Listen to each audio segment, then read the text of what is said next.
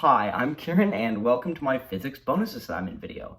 So the goal for this assignment, what we're going to be doing today, is we're calculating the initial velocity of an object coming off of an inclined plane and then becoming a projectile, right? So the velocity at the point where it leaves the ramp and then flies off of a surface, becoming a projectile, we need to find, right, that initial velocity. Okay, so how do we do that? A couple steps involved. The first step, we need to set up our equations and determine the values we need to measure in our experiment. The second step, we need to do the experiment and then measure those values that we determined in our equations. The third step, we need to plug the values that we measured into our equations to calculate the initial velocity. And then the fourth step, kind of a bonus step, is to use some extra measurements that we found to verify our initial velocity calculation. Okay, so let's get into it. Hi, okay, so for this first step, what we're gonna need to do is set up the equations we need to calculate the initial velocity so that we know which values to measure during our experiment. It's important to do this step first because if we do the experiment and measure the wrong values or measure different values and don't get all the ones we need, it'll make our job infinitely more difficult later on. So what I'm going to do is I'm going to write down all of the equations we need to show my work. I'm going to fast forward this just because it's going to take a while, and then after I'm done, I will go through it and explain everything.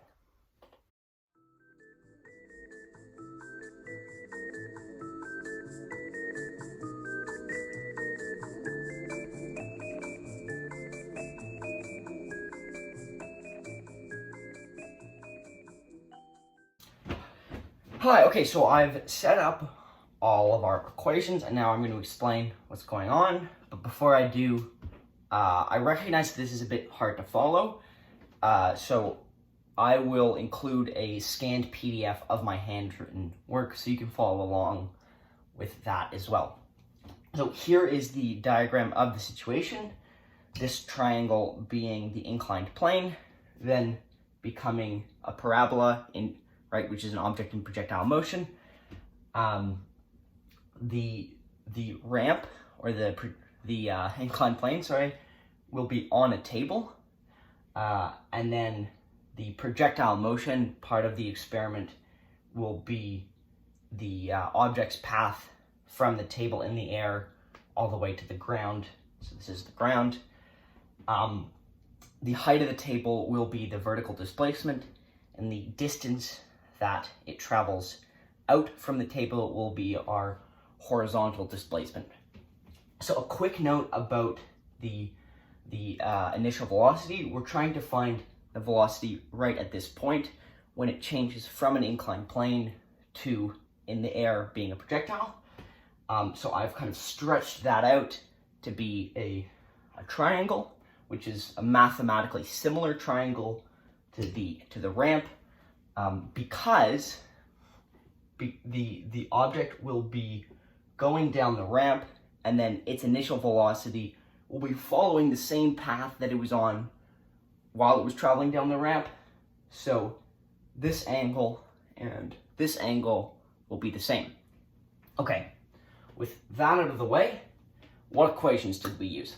So we used a kinematics equation to find the vertical component of the initial velocity, right? We've rearranged the equation to find that. And then with the sine ratio of the angle of the initial velocity, we've found the initial velocity itself, right?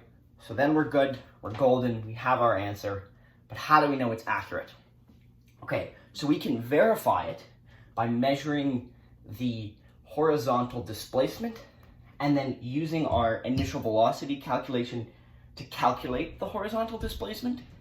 And if those two values, right, the measured value and the calculated value, if those are the same, then we know all of our calculations and measurements are accurate and our initial velocity is true. So what values then do we need to measure in our experiment? For the actual calculation, we're going to need the angle of the inclined plane, which becomes the angle of the initial velocity. We're also going to need the height of the table, which becomes the vertical displacement, and we're going to need the time that the object is in the air, like in projectile motion. So that's for our initial velocity calculation, and then for our verification, that little step at the end, we're going to need the range of the projectile. So let's get into the experiment. Okay, so this is the ramp that I have set up for the experiment. I'm going to be using this marble as my object, and the inclined plane will be part of a marble run set that I had when I was little. Over there, you can see me on my laptop. I'm going to be using that as a slow-mo camera for the experiment. So how the experiment's going to work is I'm going to be putting the marble at the top of the ramp. It's going to slide down the ramp all the way until the edge of the table, and then it's going to become a projectile falling to the floor. So I'm going to do the experiment, and then I'm going to walk you through how I measured each of the values that I needed.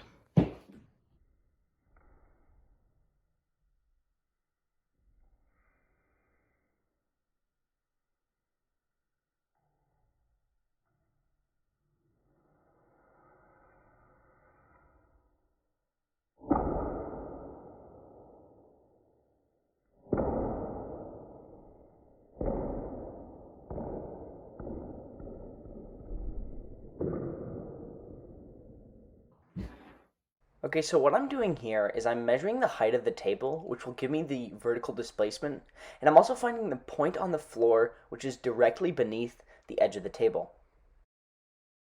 To find the range, I'm running multiple tests to the same experiment, and essentially just using guess and check to find the point on the floor that the marble lands at with the help of a slow motion camera propped up against that pink water bottle on the floor.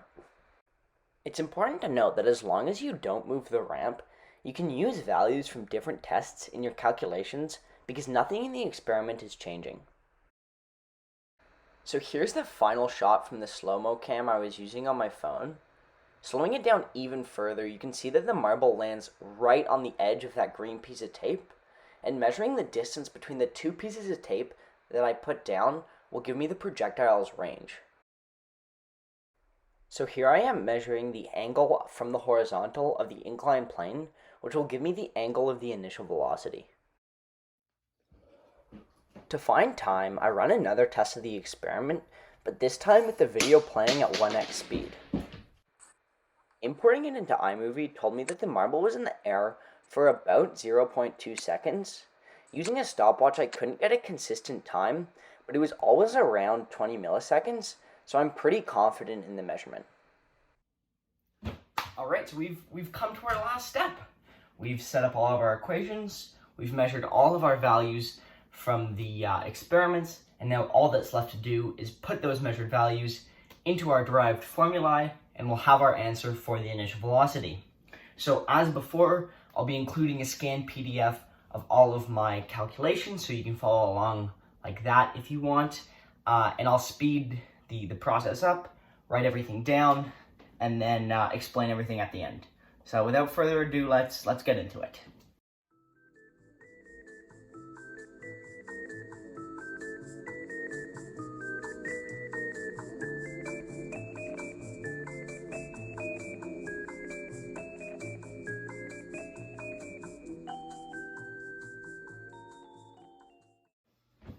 Alright, so I've done all of the calculations, I've found the initial velocity, and now I'll walk you through how I got there. So up here are the formulae we derived at the very beginning of the video in step 1. Down here are the values that we measured during our experiments. We took those values, plugged them into the formulae, and calculated that the initial velocity is 3 meters per second, right 50 degrees down. So it's rounded to one significant digit, because over here we can see that our least precise measurement was time at one significant digit. So now that we've found our initial velocity, how do we verify it? So to verify it, we take that calculated initial velocity and then calculate the range. right? So we've calculated that range to be roughly 0.425 meters. So we can compare that to the range that we measured during the experiment, which is 0.4175 meters, right? So that's within 1 centimeter of accuracy, but we can take it a step even further, and we can show exactly how precise we were. So I didn't show this in the initial step at the beginning, but I'll walk you through how I did it now.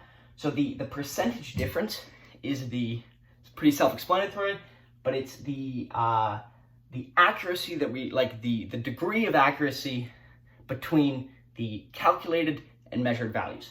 So to find that, you take the difference between the calculated range and the measured range, and then divide that by their average, right? So by doing that, we find that the percentage difference is 1.78%, or rounded to significant digits is 2%, right? So given how much room for human error there was, I would say that's pretty good. You know, I'm happy with that. So therefore, the initial velocity of the projectile is 3 meters per second, right 50 degrees down. Thank you.